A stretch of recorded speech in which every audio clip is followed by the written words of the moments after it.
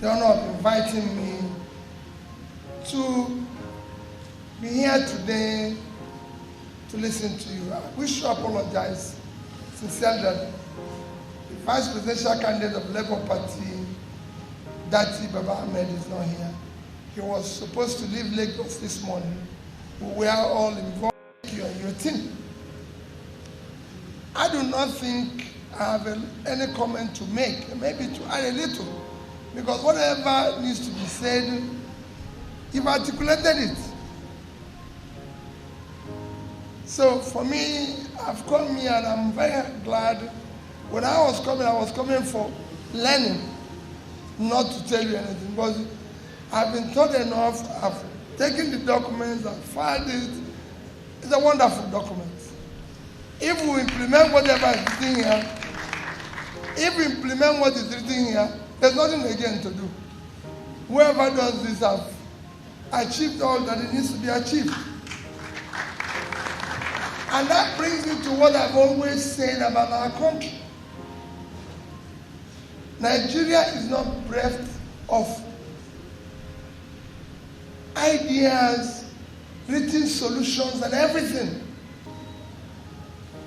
What is lacking is institutional framework and the political will to do the right thing. We are 18 of us now going around applying for a job of the president. You, the owners of the country, are interviewing all of us. And it is important. We're going to tell you the same story. Nobody's story, everybody's story will be as sweet as the other ones. What they are going to do now is to put your binoculars to check the sincerity and the truth and the one you can trust. It is now, who among these 18 can you trust? Because there's no promise you are going to make that was not been made by people in the past.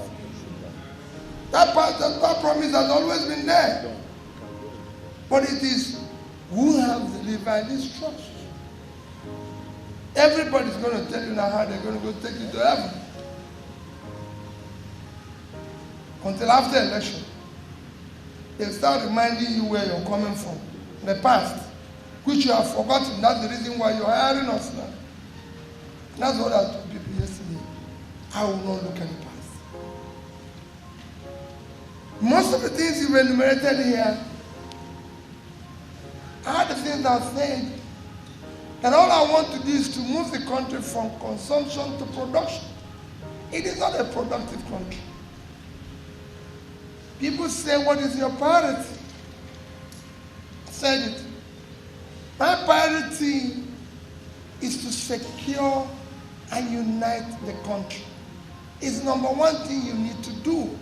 Because the first job you said here is a failed or a failing state.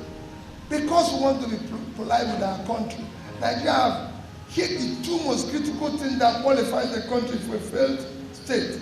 Number one, when you're no longer in control of your territory. We are no longer in control of here. Number two is when you're no longer in control of your economy. Nobody can tell you today how much they're going to sell a bag of rice tomorrow. Not in this country. You just ask somebody to go to market. When he comes back, whatever price he gives you, take it. That's the price for the day. No country can function like that. Anybody, people say now they are traveling to the east. Your family say they are traveling anywhere now. East, west, north, everywhere. You are waiting until they reach there and phone you. Then you cannot eat. Otherwise, you're not sure. So that is the crisis we faced. The question is, how are we going to do this? This is, you saw the last report where we now move where we have over 133 million people living in poverty. No country can have that number of people living in poverty and you will face the crisis we're facing.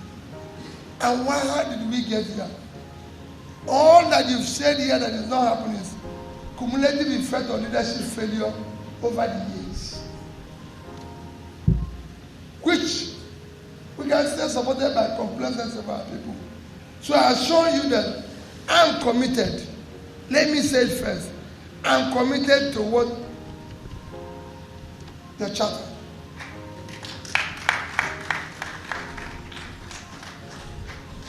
The only thing that is there is how do we implement it? The will to implement it. And I can tell you, people, I believe that we need to restructure. I believe in all this. But even as bad as this present constitution is, there's a lot of guarantees in it, and there's a lot of things that you can implement it that can make it work. It's not what is stopping us from production. No. What is stopping us from production is that over the years, we have had incompetent leadership. And it's not just president, at all levels, because they're cumulative thing. You might have one or two people who mean well, but at the end of the day, 75% of the people don't know what we need to do. The country is failing. That's why we've created too many. So what are we going to do? I say again, secure and unite the country. It is critical. Because when you secure the country, you are able to bring your farmers to go back to the farm. That alone will start bringing down your food inflation. The food inflation is the most critical inflation you need to hit on. And then talk about moving the country, because I want to interact, I want to listen to people, I want them to ask me questions. Moving the country, by the time you move it from consumption to production, you're pulling people out of poverty. The more you pull people out of poverty, the more you reduce criminality. I was seeing the Canadian ambassador this morning, and I said, you used to have agitation in your country. There's agitation all over the place. There's criminality all over the place. Brazil, everywhere. Used to go through what we're going through now. India used to have a problem. They couldn't feed themselves. I said to him, why is Canada today a place everybody wants to go? Because you've turned around the economy.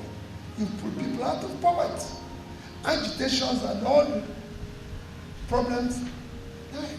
Because if people know where the next millions come from, they reduce the agitation, they reduce their criminality and everything. And I've gone to prisons and seen young people and asked them, why did you do what you did? They will tell you they have no job. They have no means of livelihood. You can't have 3% unemployment in a huge country like Nigeria and you have crisis. You can't have 60%, almost 60% youth unemployment, which means millions of your young people with energy and talent are not doing anything. They have to exert that energy somewhere. You can't have, because they don't have anywhere to exert it, they've gone into drugs. You have 13.8% drug prevalence against the global average of about 5.something%. You have a crisis. To deal with that crisis is production.